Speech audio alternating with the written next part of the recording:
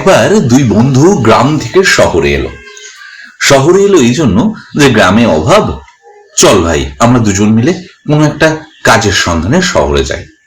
দুই বন্ধু একসঙ্গে শহরে এলো এবং তারা একটি ঘর ভাড়া নিয়ে দুজন একসঙ্গে থাকতো, একসঙ্গে দুজন ভাড়া দিত।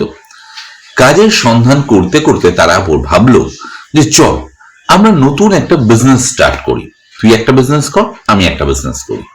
বললো ঠিক আছে। তারা দুজন একটা নতুন বিজনেস স্টার্ট করলো, অর্থাৎ যেটা বলে একদম শুরু। এই করতে করতে একটি বন্ধু সে কিন্তু বিজনেসে অনেক লাভ করলো, কিন্তু আরেকটি বন্ধু সে বিজনেস করতে পারলো না, সে লস করলো। এবং যে বন্ধুটা প্রফিট করলো সে এতটাই লাভ করলো যে তার কর্মচারী, বড় ফ্যাক্টরি, সে বড় করে ফেললো বিজনেসটি। এবং যে বন্ধুটি লস করলো সে তার বন্ধুর কাছে গিয়ে বলল যে দেখ আমি তো ব্যবসায় লস করে গেছি, তুই আমার একটা তোর কোম্পানিতে চাকরি দে। বলছি ঠিক আছে কর। সে তার বন্ধুর কাছেই চাকরি করতে লাগলো। এইভাবে দিন চলছিল। হঠাৎ একদিন দুটি বন্ধু একটি নদীর ধারে গিয়ে বসলো। বসে তারা আলোচনা করলো। যে বন্ধুটি লস হয়ে গেছিল এবং চাকরি করছে তার কাছে, সে বলল আচ্ছা আমরা দুজনই তো একসঙ্গে গ্রাম থেকে এলাম।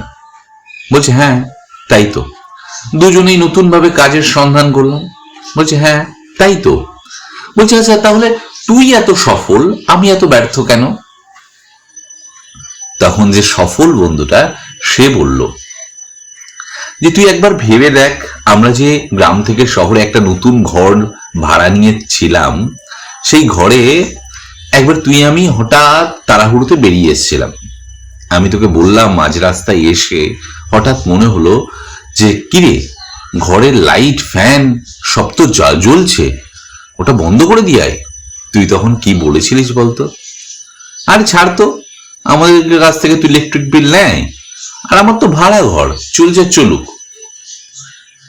কিন্তু আমি কিন্তু গিয়ে সেই লাইট ফ্যানটা অফ করে দিয়ে এসেছিলাম, কেননা কারোর ক্ষতি আমি চাইনি।